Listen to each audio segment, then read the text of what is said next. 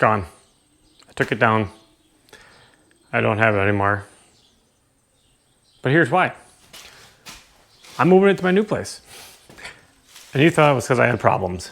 It's not. That system has performed flawlessly. I'll go through all the disassemble here and show you how to take it all apart, take it down. And if you stick around to the end, I have a surprise on another reason why I took this down. So stick around till the end. In the meantime, links to all this stuff down below through Signature Solar. I also got some Amazon links down there for some other products I use, tools, whatever, but main place I go to for all my solar stuff is Signature Solar.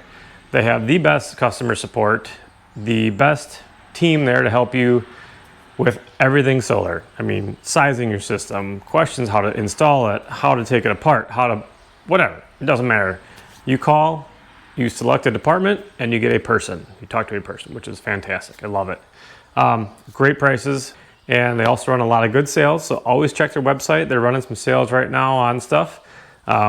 It's always changing, but they have quality stuff. When you buy wire from there, when you buy MC4 connector fittings from there, you don't have to worry about if it's quality or not. You don't have to worry about that from Signature Solar. They have good quality stuff that they tested and they like.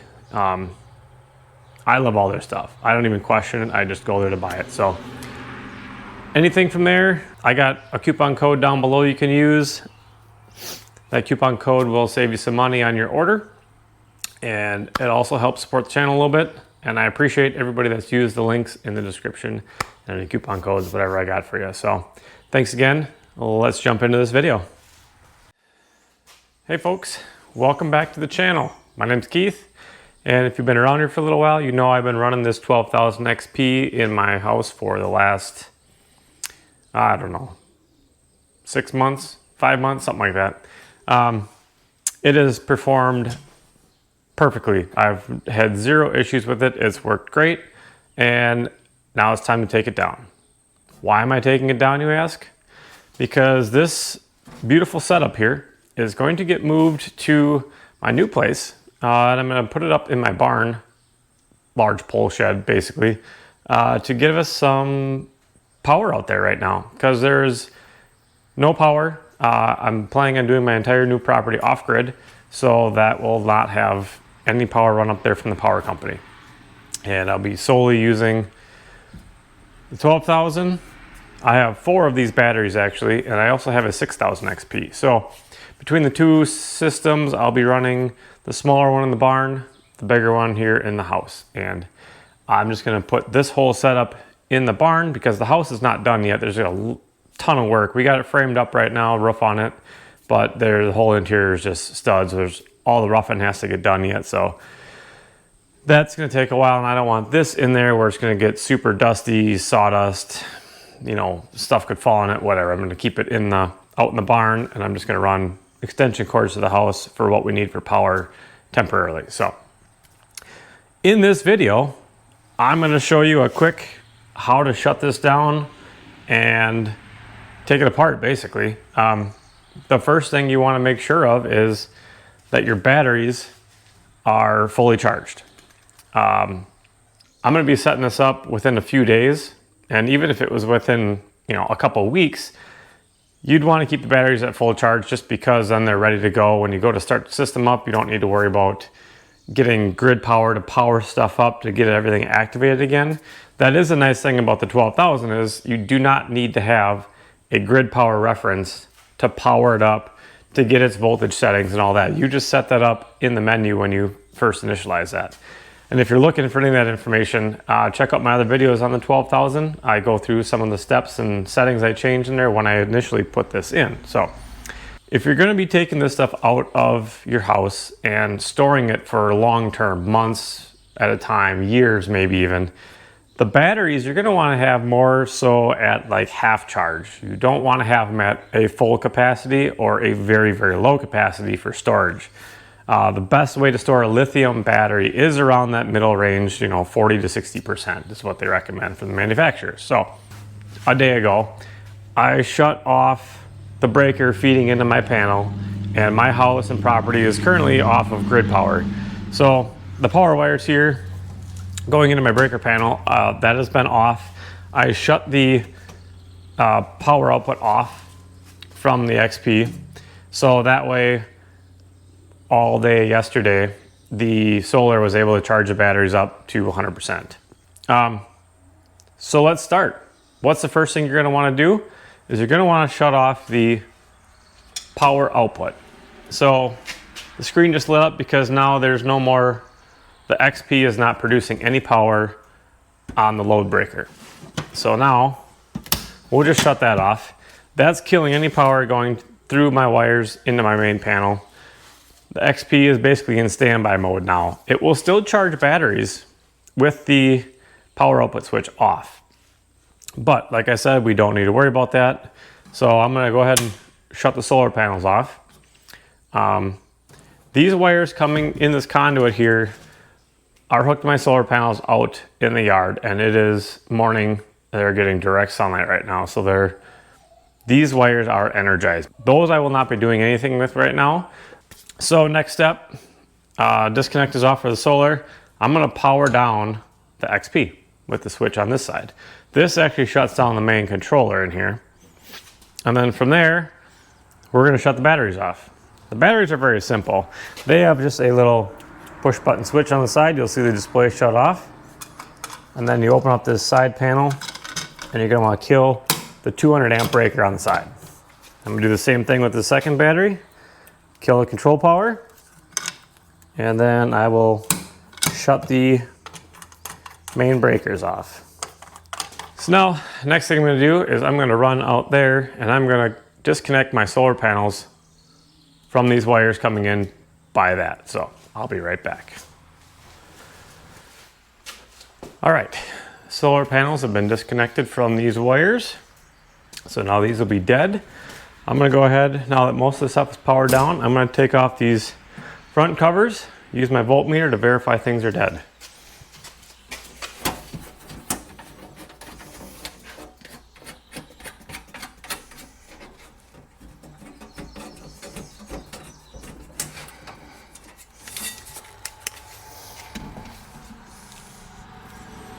All right, first thing I'm gonna do is check voltage at the battery here.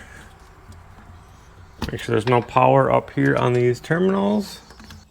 So that's good. I'm gonna pull this cover off of the XP now. Actually, before I get too far, is take off the parallel wires here to go into the other battery. So there's one, and there's two. So I will just go ahead and push these back in there. Through here, push them back in there, and then I will also disconnect the communication, the Ethernet cable here that comes from the battery communication port. Push that back into the other battery here. Okay, so here's the front cover. I already took the side screws off of here. There's 4 screws, 2 on each side.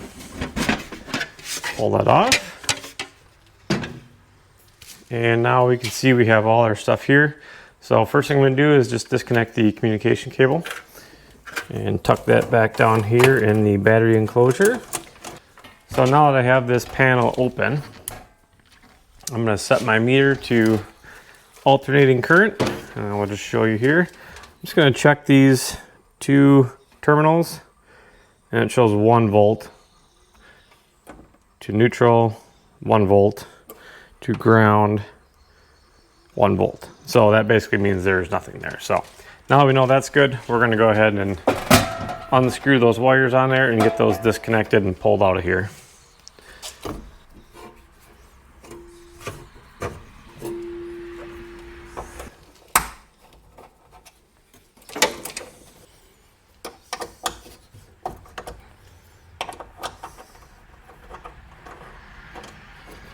Okay, now that we got those disconnected, I'm gonna pull them out of the box here.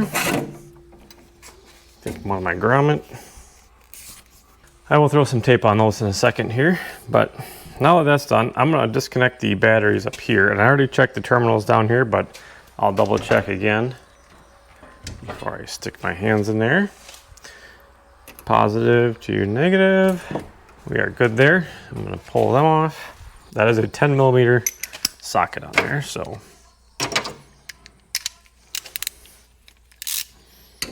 Doesn't take too much.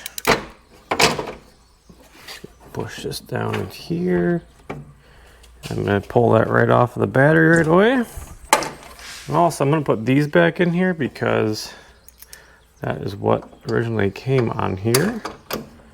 I had these cables already because I had the 6000 XP hooked up on here for a little while beforehand.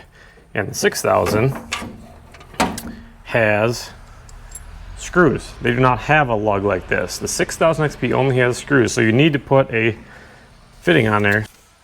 Again, just a reminder, if you're interested in how this got installed and set up and commissioned, I do have videos on those. Check my playlist for do-it-yourself solar. Check out that playlist. I got all kinds of videos on there. So next we're moving on to the solar wires, solar panel wires. Go across those, check voltage. We have nothing and nothing. This disconnect on the side of here, on the side of the 12,000, is going to be after this terminal strip. So you hook your solar wires to these. This disconnect shuts it off after the fact, after the terminal block, before it goes into the actual inverter. So if you think you're going to shut this off and these wires are going to be dead, you're wrong, because if these are hooked to your solar panels yet, they will have voltage on them. And I'm just going to tape these up and push them off to the side. This is just electrical marking tape. You can get it in various colors. I have all kinds of colors. I just grabbed a white. That was the first one. I'm just going to put a small wrap of white on this set so I can determine which string goes together when I hook this back up. So now that that's done, I'm just going to throw some electrical tape over the ends so they don't get frayed. Push these back down. And I'm just going to pull them out the side of the grommet here. So now, all this stuff is disconnected from the 12,000 XP. So now what I can do is I'm going to go ahead and put the front cover back on here since everything is off. There's no screws in the back here that need to get taken out. There's nothing attaching this enclosure to the 12,000. All I have are my screws on the outside. Actually, the two screws on the outside hold the bottom. The whole top and everything else is supported up the wall bracket we put on, so you'll see that once I get this off the wall.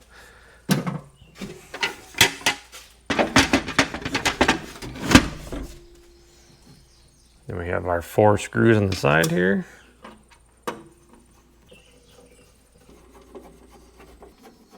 So now this is a good time. Before I take this off the wall, there's a filter on the side over here. And there's 2 filters actually. Just little thumb screws.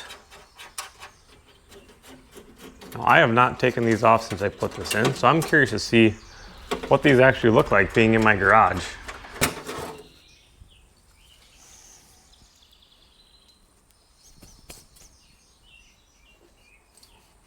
Nothing. They're actually pretty clean. We'll just not worry about it. So I'm going to show you on the side here, there is these extra little screw brackets there, one on each side. These are optional, but they do recommend putting them on there just because it helps secure it to the wall. So I'm going to pull those out, and then from there you just got to pick up the whole thing off the wall bracket and take it down. Before I do that, I just want to show you a screenshot from my phone here. I'll throw it up on the screen here to show you how much power this thing has produced in the last 5 months. It's like 2.1 megawatts, or just over that. So pretty impressive. I've done that much power with only 12 solar panels in front of my house. Again, I'm gonna take this off the wall now. I do not recommend this because that thing is heavy and it's kind of high up on the air. So hopefully I don't drop it.